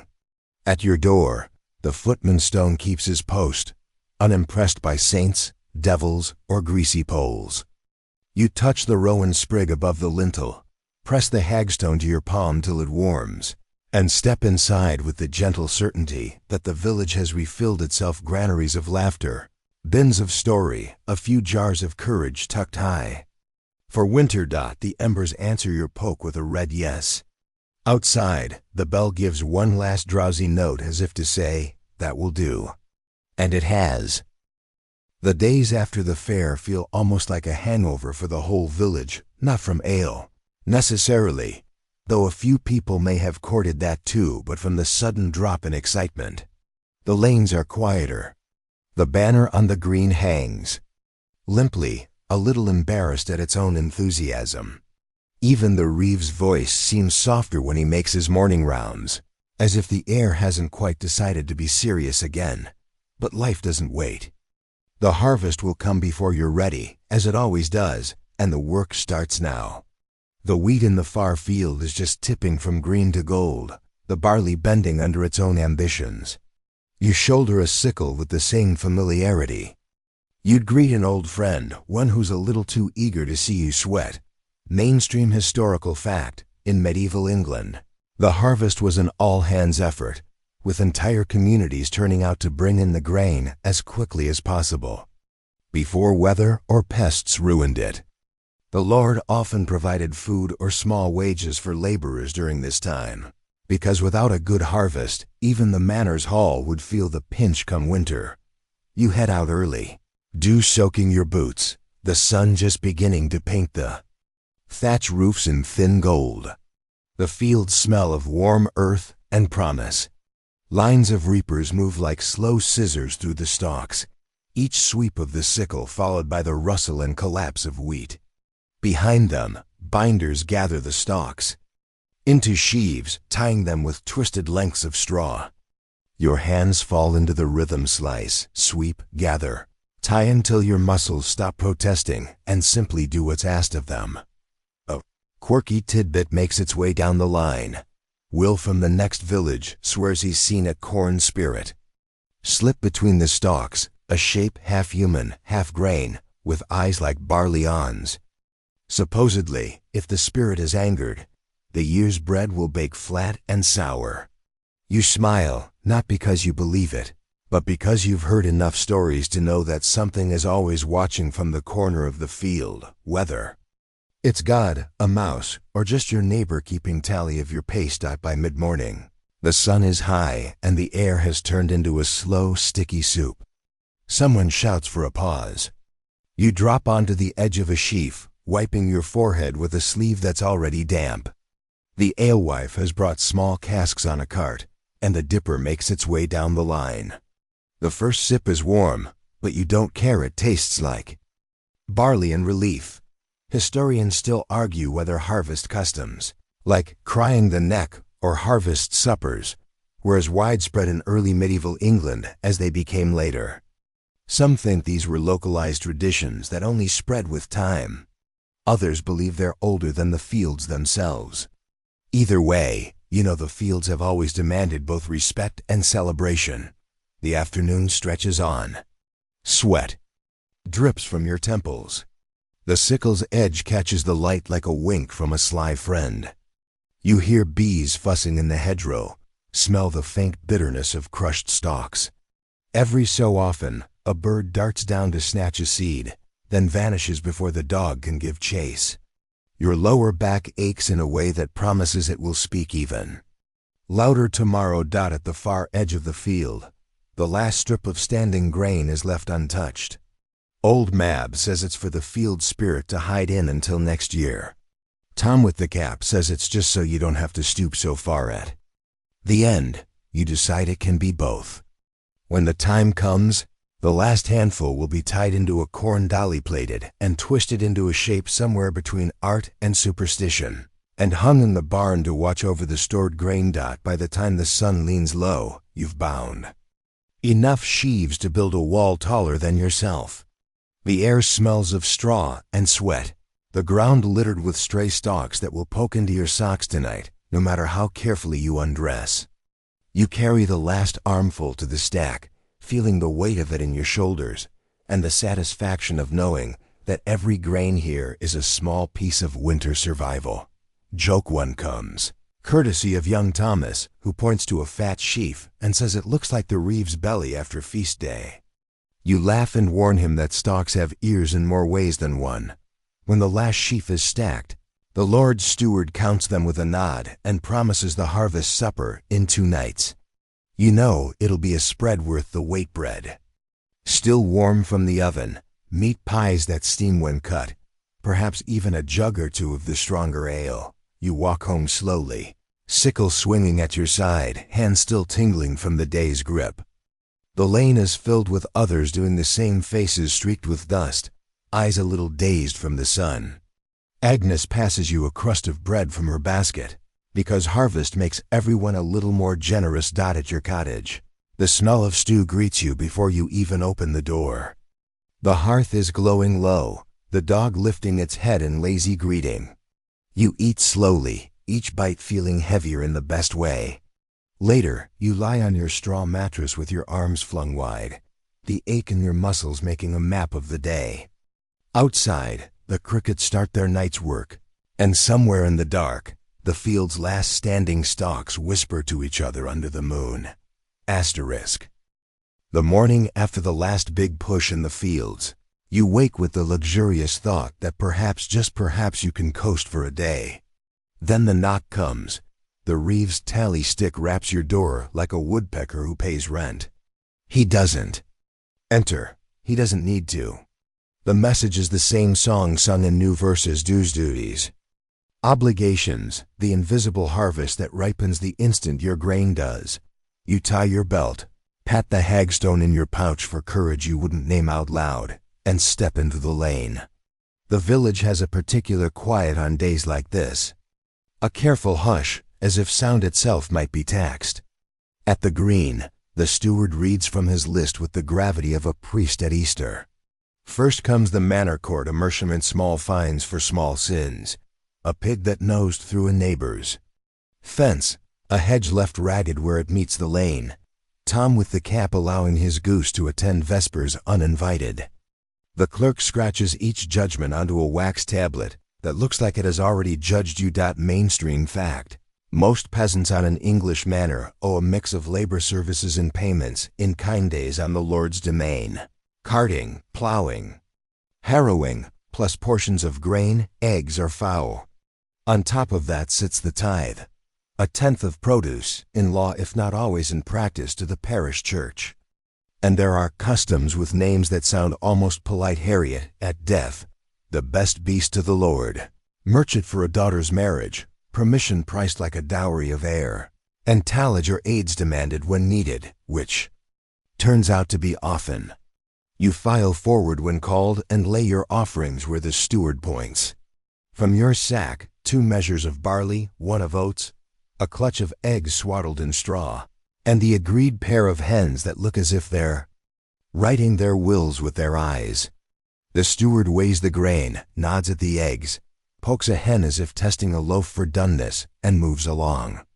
If he said thank you, the son might forget which way to travel. Next stop is the tithe barn, a broad-shouldered building with a doorway tall enough for grudges. The priest stands with his smile that insists you will feel better after doing what you didn't want to do. Inside, the air is grain dust sweet. You stack your 10th sheaf with everyone else's, a yellow geometry of obedience. He blesses the pile in Latin seasoned with parish names. You cross yourself because it helps the day fit. Quirky tidbit. Your grandfather swore that in hard years the priest took a good 10th, and in fat years he took a great 10th, which sounded like arithmetic with appetite. He also swore by an Easter custom of tithe piglets, firstborn pigs, owed with ceremony that included tying ribbons on their ears. Whether that was law, joke, or local bravado, no one argues with a man who could still lift a sack of barley at 70. On your way out of the barn, the church warden intercepts you gently, A man who has learned to ask for two things in one sentence. The roof wants thatch before the winds think of mischief. The bell wants a new rope they'll try not to use to ring more dues into existence. He mentions the church ale, that cheerful fundraiser where virtue ferments into coin. You promise to brew a batch and donate a mug or three. It's philanthropy that also kisses the throat. Historians still argue whether these layers of claims crushed peasant households or simply juggled the surplus that a good year would bless you with, whether oppression was constant or elastic, tightening and loosening with crop and lord. You don't carry a theory. You carry a purse that feels lighter before you spend it. Back at the green, the Lord's aid is proclaimed for the marriage of his eldest daughter, which is a charming way to say your oats will help her into velvet. The steward speaks of custom and honor. The village translates it into measures and hens. Joke one drifts down the line. Tom with the cap whispers that if the lady wants love, she can marry the miller's scales. They're already in a stable. Relationship with extra weight. You cough into your sleeve to keep the laugh from being taxable. The miller himself appears with a grin and a sack. You could almost hear his stones turning in his pockets. Flour doesn't grind itself, and the Lord's mill takes its multure. Its lawful share like tide takes the beach. You have no quarrel with the right in principle. In practice, you've noticed that his share eats well, even in thin months. You hand him your grist with a look that says count kindly. He salutes as if he means to. On the far side of the green, the beadle collects view of franc pledge. Pennies, the once-a-year fee tied to the village's promise to keep its own from going crooked. He also reminds everyone that strangers should be hosted properly and watched properly, and that selling ale without a license will earn you a conversation with him, and, depending on charm, the stocks dot around noon. The crown's shadow lengthens down the road in the form of a sheriff's man and his tidy beard. He reads a writ about a subsidy for the King's Wars, France, Scotland, Wales, a direction with a bill. He assures the village the assessment will be fair, which is something. People always say when they're about to estimate the value of your goat by the shine on its humor. You've heard older folk talk about the geld in your great-grandfather's day and murmur that taxes have as many lives as cats. You privately wonder if cats owe merchant. There are tolls you pay with your feet. Murage for town walls, pavage for road repairs, pontage for bridges that go out of their way to fall down. You paid a penny at last market to cross a gate that would have fallen over if you breathed on it. Joke 2. You mutter to Agnes that perhaps they tax the broken to inspire mending. She replies that perhaps they merely admire continuity. After the midday swallow of small ale, and a corner of bread lunch tastes like arithmetic, you shuffle to the manor court itself. The steward calls cases, boundaries wandered, a sow accused of poetic license in a neighbor's garden, the right to glean clarified with the mercy that is also policy. You nod through it, grateful your name isn't sung. Then comes Harriet. Old Jack died last week, God rest him. The best beast goes to the Lord, and the widow wipes her eyes on a sleeve that has wiped eyes before. Someone quietly promises to lend her a heifer for spring. Custom sits beside kindness and pretends they are cousins. There are obligations that don't clink. Boom work and harvest when the Lord declares extra days for plowing or carting. Corvée on the road after floods. Hedging the Lord's deer park if he has one, which mostly means watching other people's dinner grow antlers. Once or twice a year, the reeve calls for ditching the common drain spade, mud, and the peculiar pride of water that knows where to go because you asked. You've also learned to budget for scandal. If your ale is judged too weak or too strong, at the assize, a fine greets you that tastes like embarrassment. If your bread falls short of weight, the baker's pillory stands ready to hold both loaf and lesson. The alewife swears she keeps her brew honest by singing psalms at the boil. You suspect she also counts with a better finger than the ale taster's spoon. Quirky, dues show up like guests who brought their own jokes. Old records say a manor not far from here demands eels by the hundred as rent for marshland, and a fanciful charter somewhere else asks for a single rose at midsummer in place of coin. You would happily pay in roses if roses could be persuaded to grow in your barley plot. Once, long ago, your lane's cottages owed a day of singing at the hall on 12th night, an obligation you wish had survived the century. The sheriff's man leaves a parchment for the reeve, and the reeve leaves a warning that tomorrow the hayward will count beasts on the common. Grazing rights are a ledger written in hoofprints. Too many cattle on grass that cannot answer, and the winter will be a serious tutor. Historians still argue whether commons were abused or managed with a shrewd local wisdom. You decide the hedge remembers who cared and who didn't. By late afternoon the lists thin. Your sack is emptier, your head is fuller.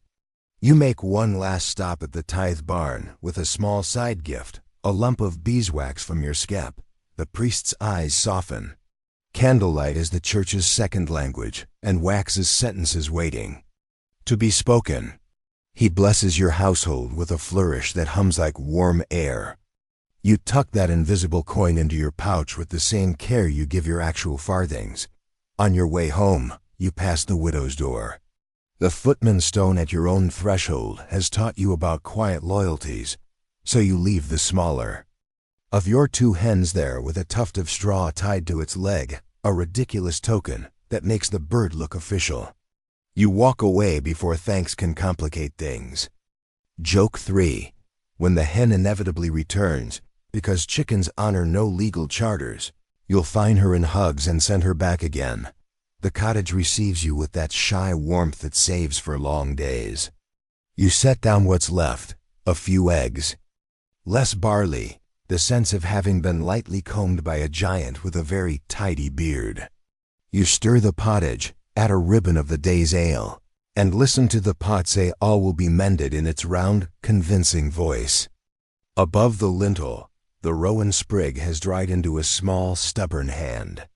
You press your fingers to the hagstone and feel its cool circle pulse once, as if approving your inventory of burdens and mercies. You lie down later with numbers still clattering behind your eyes, and yet sleep arrives without argument. Tomorrow there will be more work and fewer dues, or fewer dues and a different work. The calendar turns on saints and seasons, steward and sheriff, hunger and bread. You keep your place in the turning by giving what's asked and guarding what's left. A handful of grain, a coil of wax, a hen with a legal career, and the steady knowledge that somehow, despite all hands outstretched, you still have hands to lift your own door latch. Asterisk, you wake to a sky the color of pewter, which, in your corner of England, is nature's way of suggesting you find your hood before breakfast. The air smells of distant rain and wood smoke. Your joints creak with the knowledge that today is not a day for the plow, but for mending both the land's fabric and the village's. Outside, the green is stirring. The hayward calls names for ditch work, and yours floats out like a well-aimed pebble. You shoulder your spade. The common drainage ditches snake through meadow and pasture like the village's veins. Left clogged, they turn fields into sluggish lakes. The work is wet, earthy, and rhythmic. Spade in, turn, toss, repeat. You can smell the iron in the mud and feel the cold seep into your boots. Mainstream fact: communal maintenance was a serious business in medieval villages. Common fines or amercements could be levied on those who shirked their duty to keep ditches clear, hedges tight, and paths walkable. It wasn't just civic pride. Neglect could mean flooded crops or open grazing disputes. And disputes could breed feuds faster than rabbits in Lent. By mid-morning, your back is voicing its objections in several dialects. Agnes down the line cracks a joke about charging the frogs rent, and you trade a grin. The frogs do not laugh. A quirky tidbit floats to mind. You once heard of a village in Norfolk where, during ditching days, workers were rewarded not with ale or coin but with a single enormous pancake rolled up and passed along the line, each person taking a bite as it came. It was supposed to foster unity, though you suspect it mostly fostered colds. After the ditches, you join the hedge line. The hawthorn needs trimming and weaving to keep the Lord's sheep from auditioning for sainthood in the churchyard. Historians still argue whether medieval hedges were primarily for livestock control, for marking land, or as living fences against thieves. Whatever the theory, you know the practice. Gloves, thorns, and the occasional startled bird exploding from the tangle like a feathery swear word. Near noon, the reeve announces a change of scene time to mend the footbridge over the brook. The bridge is more ambition than architecture. 2 beams, some planks, and a prayer. You and 3 others lift the warped planks, replacing them with one shaved fresh from the carpenter's bench. Joke 1. You suggest engraving "Mind the Gap" into the wood. Tom with the cap says that would require a literacy tax. The afternoon brings you to the churchyard wall. A storm last month loosened stones, and now it leans like a drunk after vespers. Stonework is patient labor. You and the mason work in companionable, near silence, save for the thud of mallet on chisel. He tells you of a devil's stone found in a field, a boulder so awkward it had to be exercised before it would roll. You wonder if the mason is winding you up, but decide not to test. Whether the devil bills for moving fees. Midday break is bread, cheese, and small ale on the grass. The conversation circles around weather, sheep prices, and the rumor of a fair 2 villages over. Someone claims the jongleurs there can juggle live hens. Someone else says that's just an early form of poultry theft. Joke 2. Agnes says she can juggle, but only debts. After lunch, it's back to the brook, not for the bridge this time, but for scouring, which is a polite way of saying stand knee-deep in cold water and drag out whatever's trying to become a dam. You wrestle with a log as slippery as an eel in confession, finally freeing it to float downstream towards someone else's problem. On the way home, you pass the green where the children are playing hoodman blind man's buff with a hood tied over one player's head. One lad yells that he's the reeve, and the others scatter as if from an actual tally stick. You laugh harder than the joke earns, but it feels good in your chest. Back at your cottage, the work of the village trails into the work of home, repairing the shutter latch, replastering a crack in the hearth, mending a tear in your only decent tunic. The evening fire smells of oak, and the cat curls like a comma at your feet. Historians still argue whether this constant upkeep was a burden or a shared ritual that stitched communities tighter. You lean toward the latter, though your shoulders might vote otherwise tomorrow. Joke 3. Agnes passes by your window and calls, "That bridge you fixed?" It's already leaning. You don't bother looking. Some things, you know, are designed to be in perpetual repair: bridges, hedges, and perhaps the whole village itself. You lie down with the sound of the brook still in your ears and the scent of fresh-cut hawthorn in your hair. Somewhere in the dark, water runs clean and true, and for tonight, that feels like a small victory worth keeping. You turn toward home with the brook's cool murmur still threading your ears. The lanes, smelling of damp hawthorn and baked dust. Evening has that half-blue color that makes everything gentler. Even the reeve looks like a friendly scarecrow as he strolls past, tally stick tucked away for the night. Your cottage meets you with the shy tilt of smoke that says the hearth is ready for company. The footman's stone is on duty, steady as a saint. You touch the rowan sprig above the lintel, dry, stubborn, familiar, and step inside. The animals speak first. The goat announces her opinion of dusk, which is that it has arrived both too early and too late. You humor her with a nose scratch and a scoop of cut greens. The pig receives his ration with the sort of joy that makes you consider writing a hymn. Chickens hop up to their perch, muttering tiny minutes of the day in hen syllables. One gives you a look that says she knows you ate her cousin at Candlemas and has not forgiven you. Joke 1. You bow and tell her you're available for a formal apology on feast days only.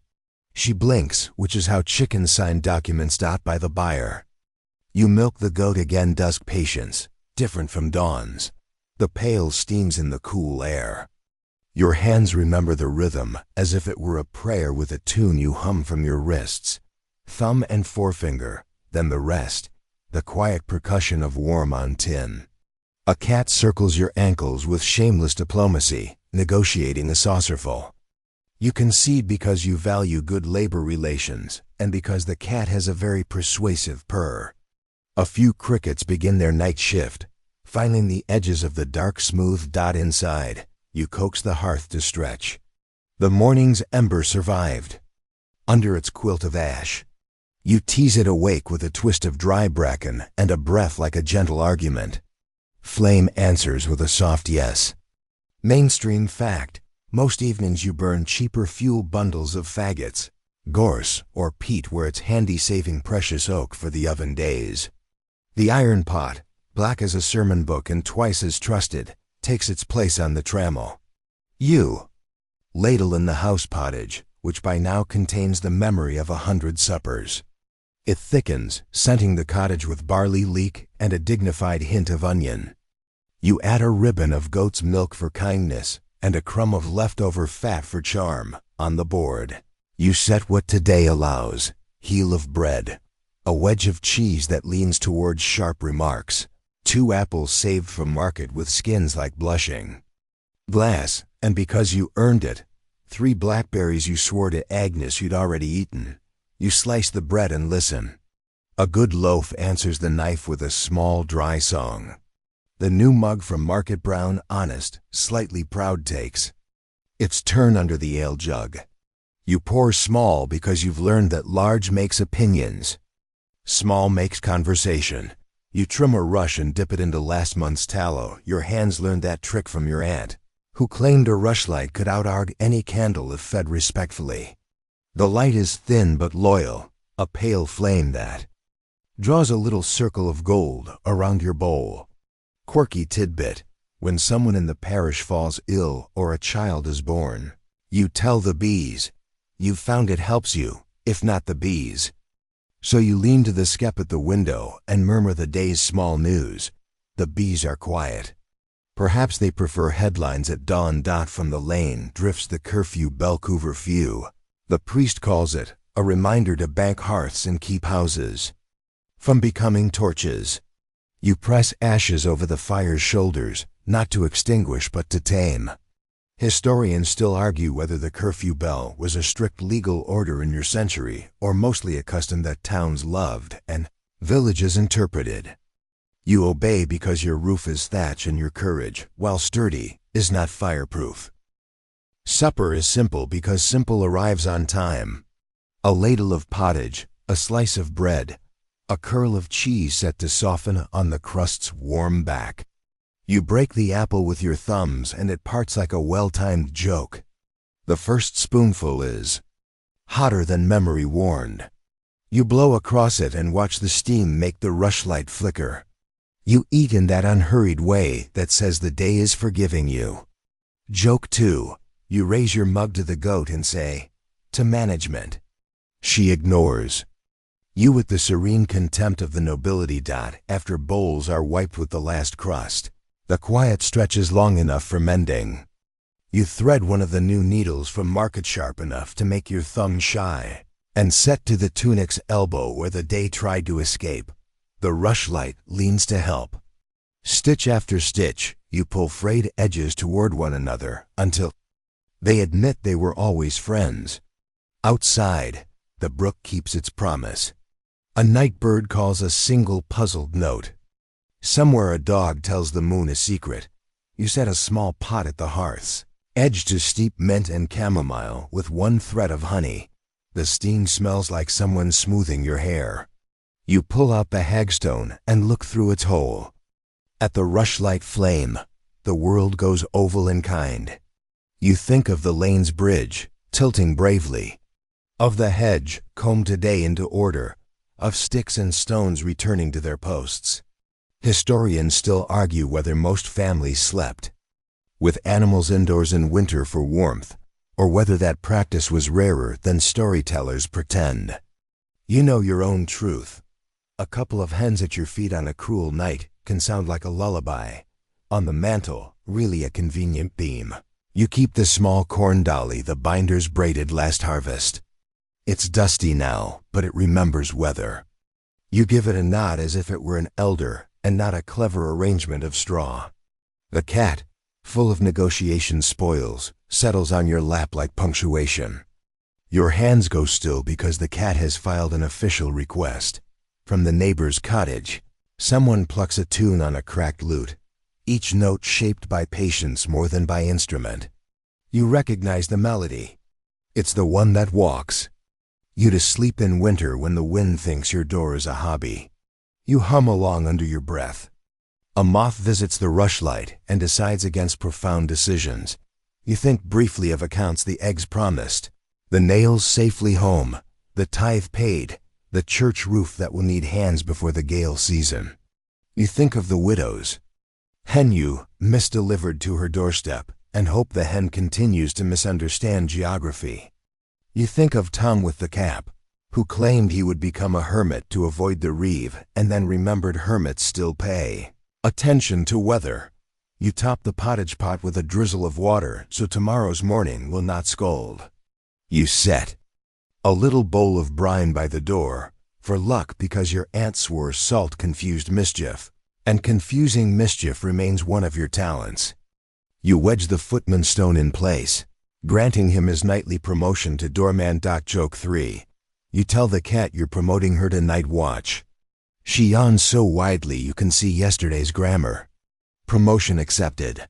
The rushlight shortens itself with admirable humility. You bank the fire under its ash quilt, listening for that soft she of heat agreeing to stay. You whisper the briefest prayer, because long ones only make God miss his sleep. The straw mattress sighs like a field after rain. You slide under the blanket's coarse mercy, the smell of smoke and mint tucketing your breath. The cottage creaks once, exactly like a polite bow. Just before your eyes close, you notice the quietest luxury of the day. Your hands do not ache more than they should. The roof does not leak. The bees remember your name. The goat is not actively planning a coup. The rushlight's last amber bead waits, then leans, then goes out with a tiny courage. The dark fills, not like a threat, but like a hand cupped gently over your eyes. Asterisk. The night in a medieval village isn't silent. It just learns a different language. You lie there on your straw mattress, listening to the soft scuffle of the cat rearranging herself, the slow shift of the goat in her stall, the lazy sigh of the embers under their ash quilt. Outside, the brook still murmurs, but now it's telling a story only the moon can hear. You stretch your legs, careful not to poke your toes through the blanket's thin patch, and feel your body beginning to unclench from the day's work. Somewhere in the lane, a dog gives a single bark, then thinks better of it. The air is cool. Through the chinks in the shutters, carrying the faint tang of peat smoke from a neighbor's fire. Mainstream fact: many medieval villages relied on curfew bells or watchmen to mark the night safety hours. But in small hamlets like yours, it's mostly an unspoken trust that everyone's hearth is banked and every door barred. You've seen the watchman once or twice, more interested in his own ale than in keeping order. But maybe that's a kind of safety too. No one here is eager to stir trouble. You adjust your head on the pillow, just a linen sack stuffed with chaff and a little bit of sheep's wool you saved from shearing day. The smell is grassy, with a hint of lanolin. You think about how many heads in history have lain down just like this, millions of peasants across centuries, all sighing into the same sort of scratchy comfort. Historians still argue whether peasants typically slept in one long stretch or in two separate first and second sleeps. You've noticed your own habit, waking for a short while in the middle of the night to poke the fire or think over tomorrow's work, then slipping back into dreams. From the loft above, a hen shifts in her sleep, making a sound like a tiny accordion being folded. Quirky tidbit: some folk claim that hens dream twitching their claws and murmuring as they relive the grand drama of dust baths and worm hunts. You'd like to believe that even hens deserve stories. You close your eyes and let your mind drift, but it doesn't quite sink into dreams yet. It strolls through the lane past the bridge, over the rise where the market waits, through the byre where the pig is snoring like a drunk uncle, past the skep where the bees hum faintly even in the dark. It's a sort of inventory, as though counting your blessings in the shapes of fences, tools, and familiar smells. A sudden gust rattles the thatch above you. For a heartbeat, you picture a hole appearing, a star winking down at you through it. You remind yourself you saw no sign of leaks today, and that the roof, though patched with whatever you could find, still holds like a stubborn promise. Joke 1. You imagine the thatch leaning over you and whispering, "We'll make it through winter if you stop poking us with sticks." Sleep comes in waves, and the first one lifts you gently. You drift toward the kind of half-dream where you're still in your bed, but the sounds outside have become part of some larger story. Maybe you're lying in the middle of a meadow, or on a ship's deck, or inside a giant's pocket. The cat shifts again, pressing against your hip like a living hot stone. You can almost hear her breathing, deep and slow dot in that in-between place. You picture tomorrow, the same paths, the same chores, the same people you've known since you could walk. There's comfort in that sameness. No matter the weather or the Reeves mood, you'll fetch water, tend the goats, mend what's torn, and maybe sneak a blackberry or two. Joke 2. You'll also keep telling the bees the news, even if their subscription has long expired. The wind softens. You hear the brook again, but this time it's less a voice and more hush, like someone smoothing a wrinkle in the night. You wonder briefly what it's like in the manor house now, whether the Lord's bed is softer, whether his dreams are better. Then you remember that dreams aren't bought. They just arrive, same as they do for you. Your body sinks deeper. The mattress, the blanket, the faint heat from the banked hearth, they form a little world that asks nothing from you now. Joke 3. You decide that if tomorrow the Reeve comes knocking too early, you'll tell him you're still in your second sleep and can't be disturbed. Your last waking thought is a simple one. As old as the village itself, let morning take its time. Asterisk. The cottage has settled into its slowest breathing, the timbers easing, the thatch whispering, the embers holding their tiny red thoughts under ash. You rest there, carried by the quiet tide of the room, feeling the long day loosen like a knot, untied by warm fingers. The cat has become a curled comma at your side. The night writes gentle sentences around you. Outside, the lane is velvet. The brook moves in long, unbroken syllables, speaking the soft language of water to stone, stone to root, root to earth, and the earth to you. Far off, an owl draws a silver line through the dark, a single note stretched thin and kind.